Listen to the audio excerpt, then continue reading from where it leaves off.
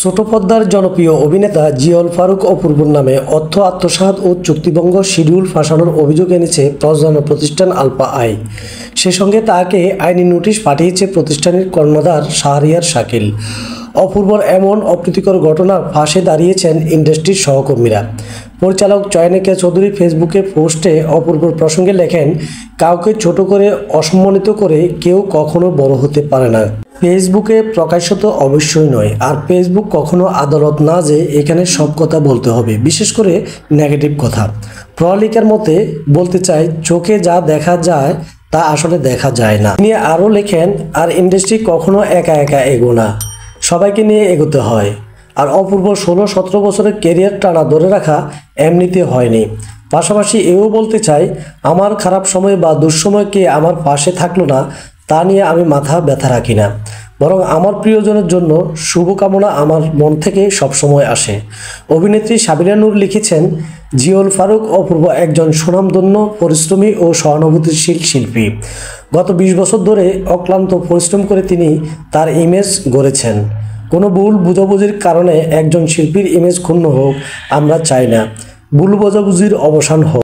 অভিনেতা খালেদ মাহমুদ ফেসবুক পোস্টে বলেন, অপূর্ব ভাইকে আমরা ভালোবাসি। অপূর্ব ভাই সুপারস্টার ছিলেন, সুপারস্টার আছেন এবং সুপারস্টার থাকবেন। সব ঝামেলা থেকে মুক্ত হয়ে রাজার মতো হয়ে ফিরবেন অপূর্ব ভাই।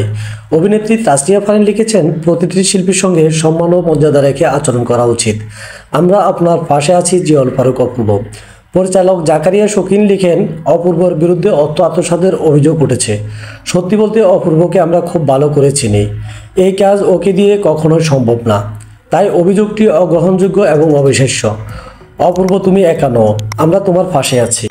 আলফা আই দাবি করেছে, তাদের প্রতিষ্ঠান থেকে 24টি নাটকের জন্য 50 লাখ টাকা চুক্তিবদ্ধ হন অপূর্ব। তবে মাত্র 9টি নাটকে কাজ করে 33 লাখ টাকা নিয়ে সব ধরনের যোগাযোগ বন্ধ করে দেন অভিনেতা।